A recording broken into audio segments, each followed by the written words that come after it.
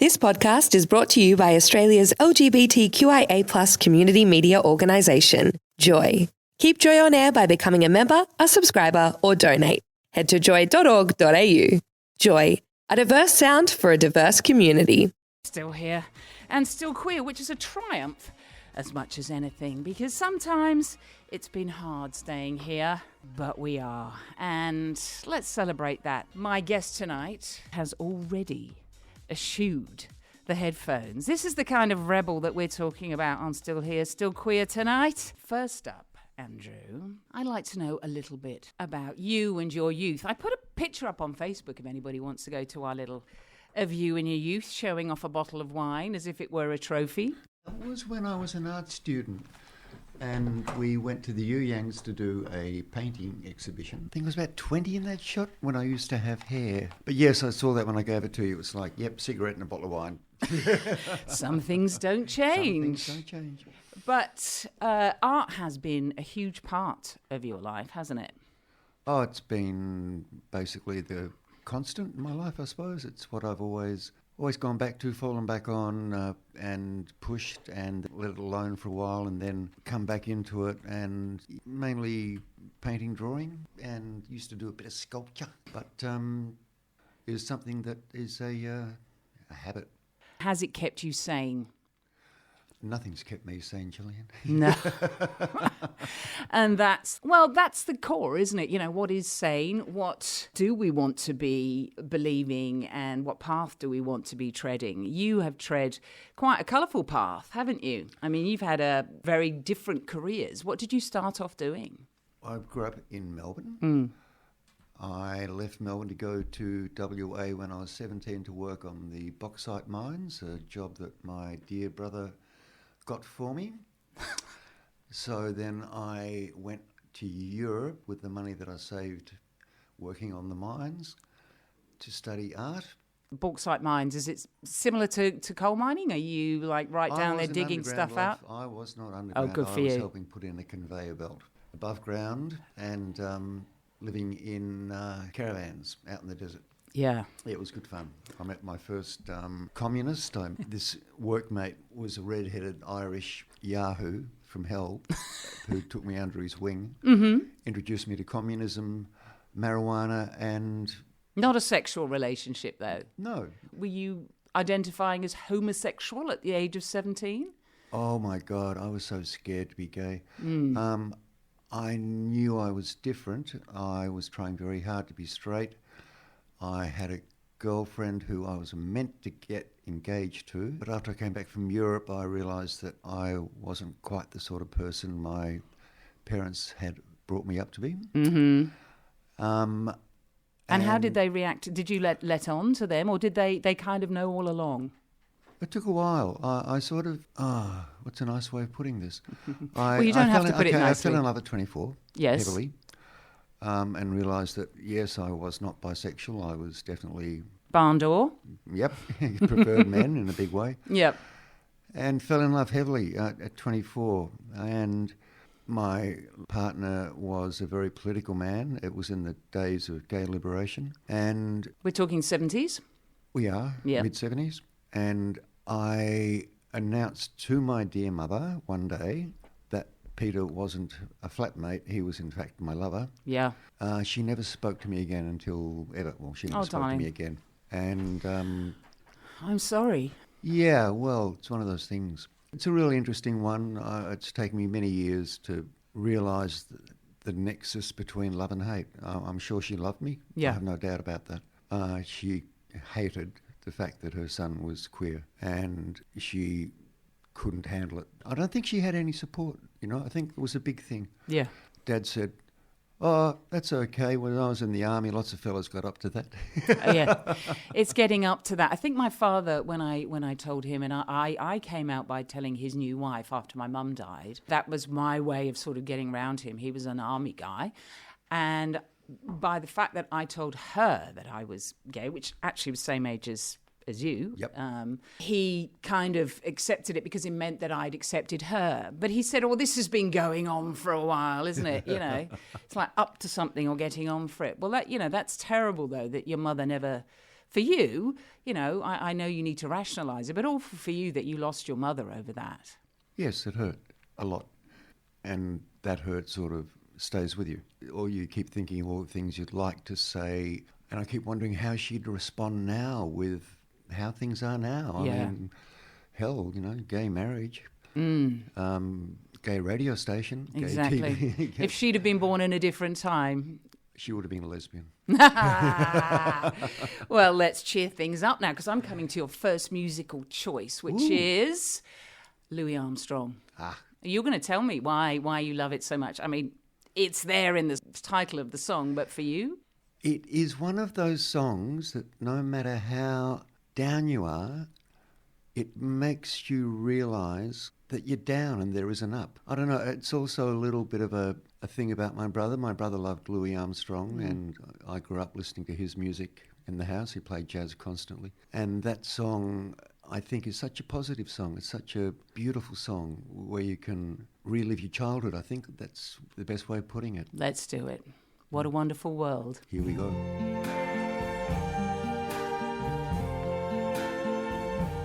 What a beautiful song. I'm sure people were singing along to it at home, were you?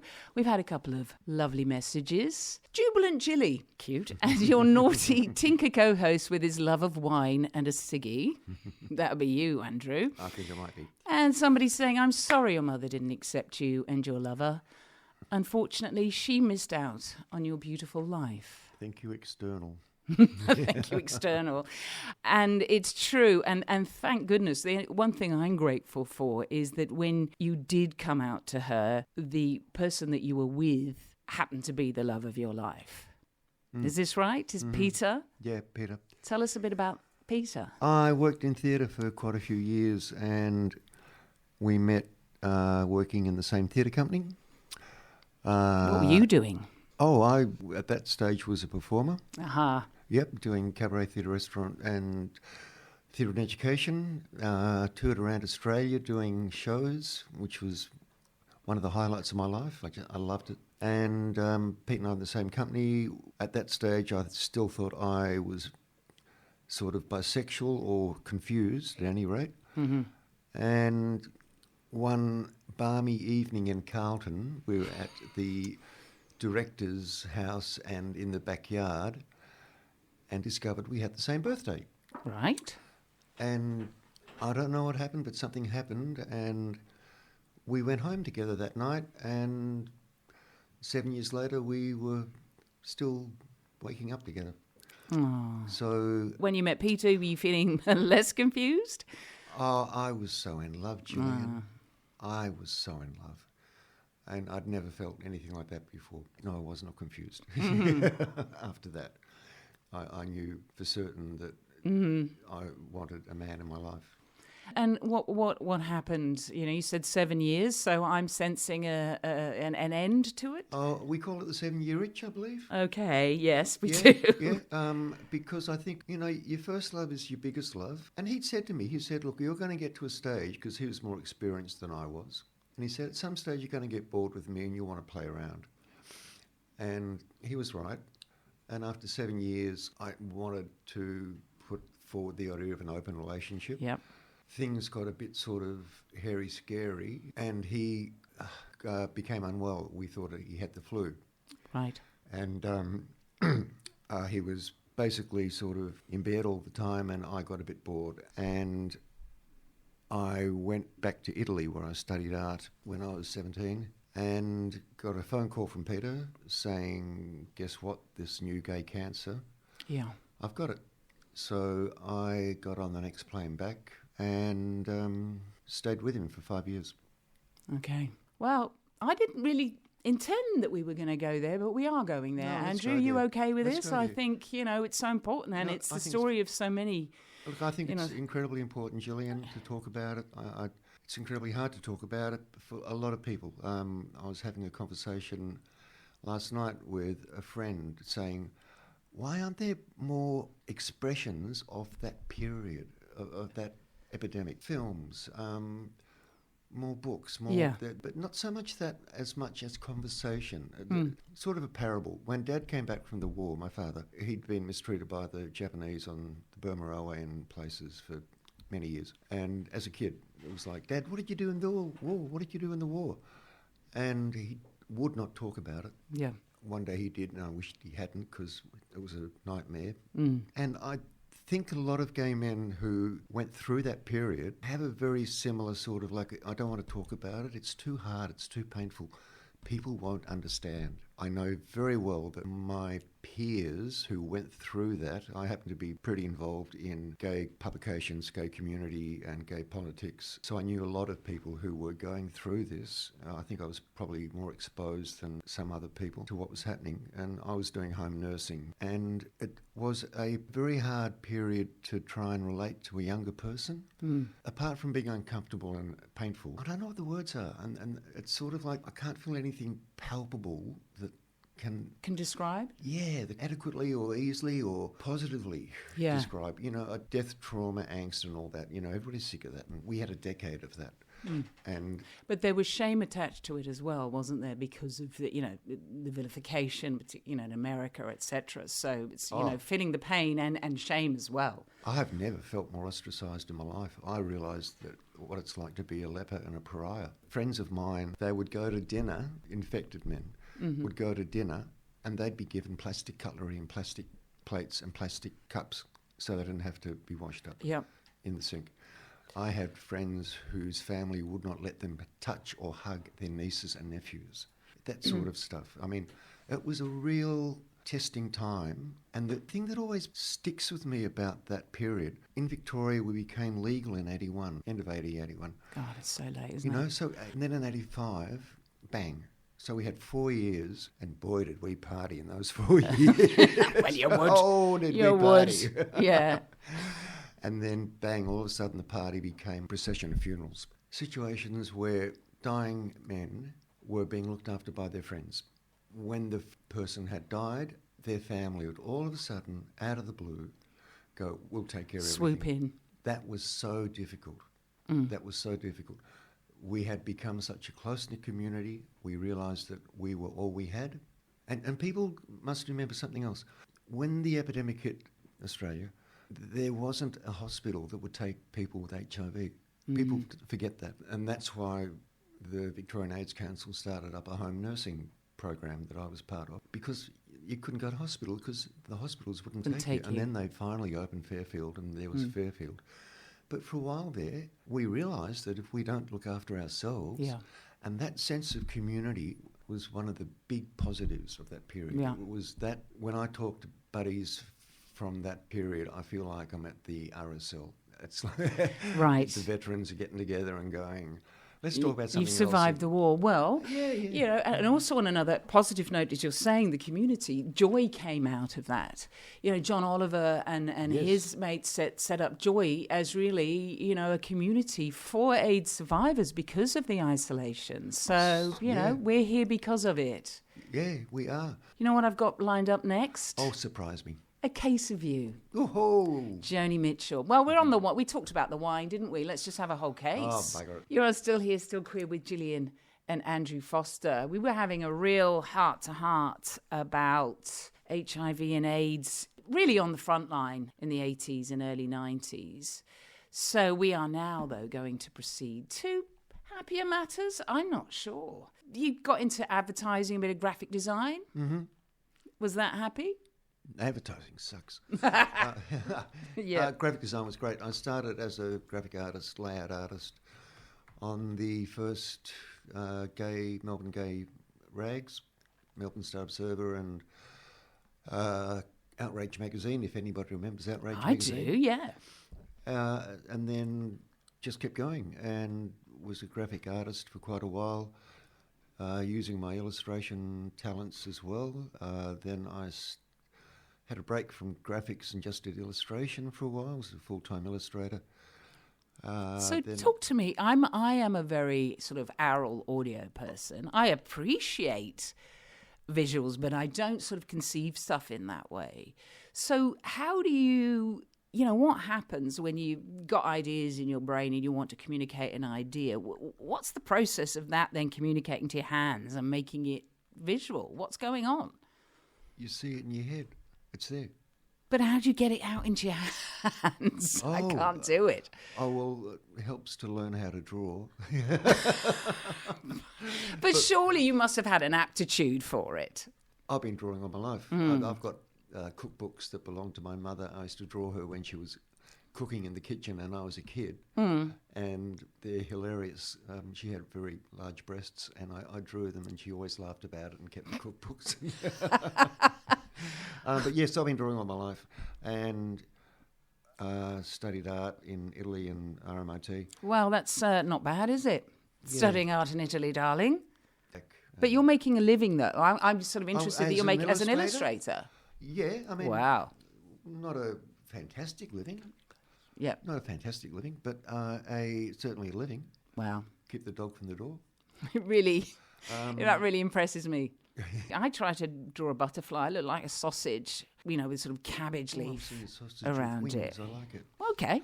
Hey, that was a really wonderful profession until computers. Of course. Because then clip art came around and nobody wanted to use or pay for original illustrations. And I've watched the number of good illustrators in this city just dwindle incredibly. And people now use either AI images or borrowed images or whatever. But there were a lot of people making a living. By the same token, there are a lot more magazines and newspapers around.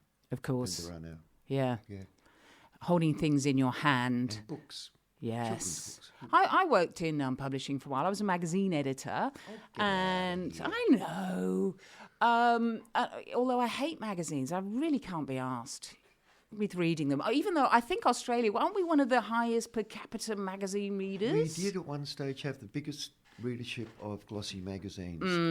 And I think they're great in waiting rooms, but apart from that, no. You're so right. That would be the only time that I'm picking up a magazine is when I'm waiting for the doctor or my hair to be cut. Well, AI is going to be cutting my hair soon anyway. You sing. Yes. Yes. Well, Well, what are you trying to say? I think that's the first time that I met you. You were busking down in Ackland Street. It's true. Yes. Outside the Commonwealth Bank. And because you had a mighty fine voice. Why, thank you. I think I was wearing shorts.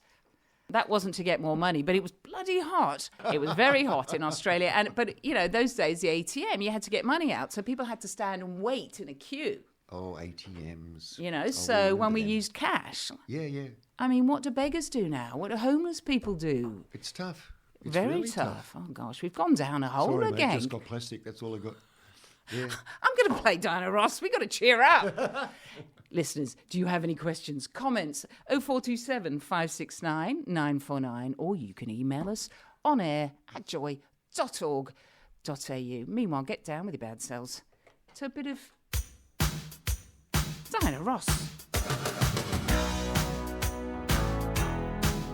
That has got the Bee Gees written all over it, don't you think, Andrew? Oh, it sounds a little bit disco, doesn't it, really? A little bit disco. They're singing in the background, aren't they? Come on, they're doing the backing vocals. Yeah. You can hear them. Amazing. And don't you like the way in Australia we like to claim them, the Bee Gees, because they were here once, weren't they? They were here for a while when they were young. Other side of the Tasman, yes. We grab them, don't we? Yeah, we'll have them. Oh, Russell Crowe. There's so many of them. Naomi Watts, we'll have her. Thank you. Yep. Mel Gibson. No, actually, you can take him back, America. No, you keep him. That's all right. Yeah, we're sick of him. We've used him. Thanks, bye. Yeah, exactly. Yeah. You are on Still Here, Still Queer on Joy. We've had a lovely message from James from South Melbourne who just said, sounding good. Love this song. Yeah, we do too. I'm talking to Andrew Foster about his amazing life. You've always been very involved in community, though. If I had to ask, who cares about people and community, it's you. Don't look at me like I'm talking rubbish. Well, I just got a theory. If we don't help each other, we're stuffed. Mm-hmm. It's one of my bottom lines. We either help each other or life becomes harder. Yeah. So tough part of that's learning how to help each other and when to help each other. Yes. And the words to use, the actions to suggest I've just got that feeling that we need to look after each other. Well, what you've just said there, though, I think is it's a lot. Sorry, I've lost my words because I was just thinking about how I was going to help you, my friend. We're really going to get to it now because your darling dog died yesterday after 15 years with you. And it's hard to imagine how you're feeling or anything worse. And so firstly, I'm thinking, how can I help Andrew? And then I'm thinking, well, what I then do is potentially just put my help onto you for things that you don't need or don't want. You know, you said it's important to know how to help people or what to say. It's not suddenly about trying to get rid of their grief or cover it up or close it over, is it? No, it's learning. I think a lot of it's learning how to live with discomfort and how to live with pain, how to live with discomfort, and not shut it down and not block it out and not pretend it's not there. It's a life journey, that one, for everybody, I know.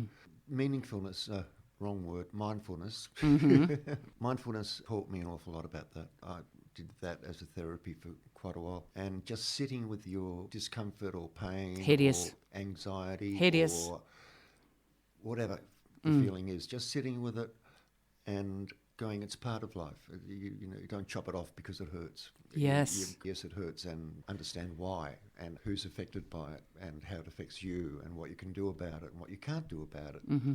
Yeah.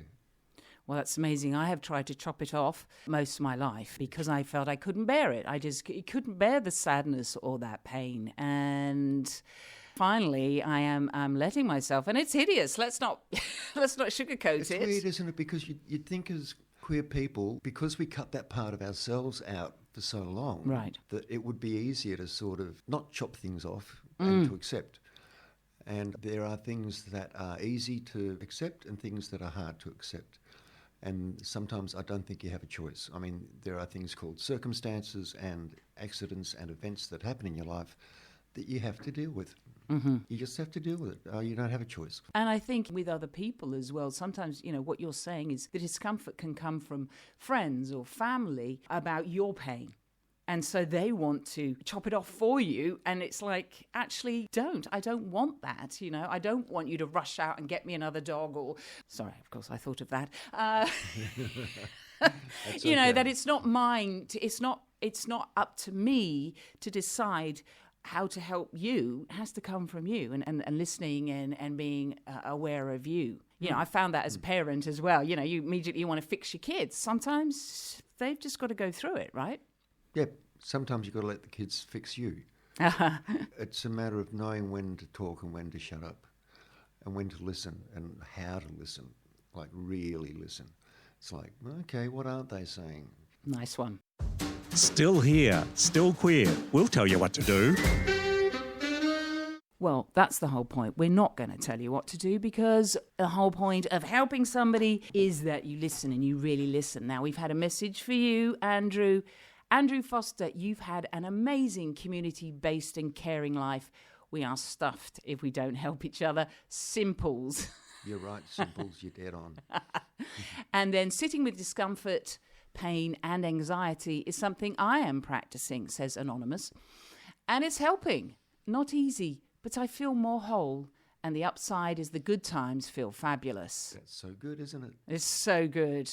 Now, you've been doing some very nurturing stuff for the environment for the last 20 years as a gardener. Oh, yeah. Don't know that I was doing it for the environment so much as for myself, really. When I got sick of advertising and sitting in front of a computer, I took on a job as an art director, which I became, instead of 2 days a week, it became 7 days a week and 12 hours a day. And the pressure got too much. I had a nervous breakdown, which is a very scary place to be. I never want to go there again. And when I started to surface again, I made a list of things I'd rather do.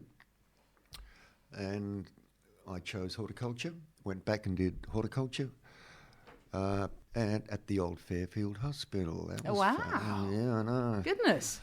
And it was in North Melbourne Institute of Technology, took over Fairfield. That was a weird experience, but anyway. So I did that and then worked in a nursery, retail nursery, got to find out what people like to plant, what people want from their gardens. And then joined a landscaping mob and then set up my own show for 18 years, which I have retired from. But I still do the odd bit of gardening, and if anybody wants any tips on garden design...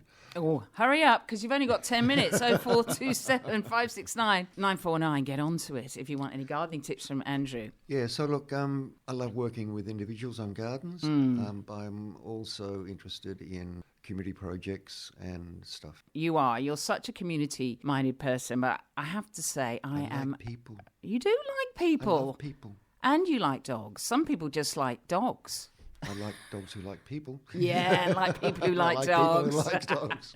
Yes, which is both of us, so that's fantastic. I'm looking at Ziggy down here. He's going, is that you, Mum? Yes, it certainly is, darling. No worries.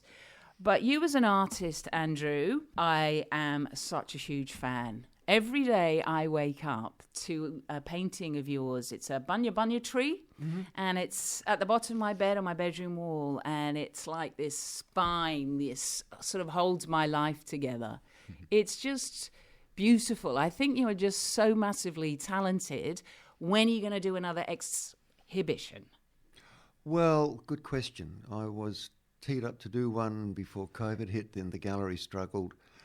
And it never happened. I have got a studio with at least one exhibition ready to go. I don't know where, I don't know when yet. I'm taking my time. All right. Well, I might have to try and help you with that because I want to see it, and we will let people know.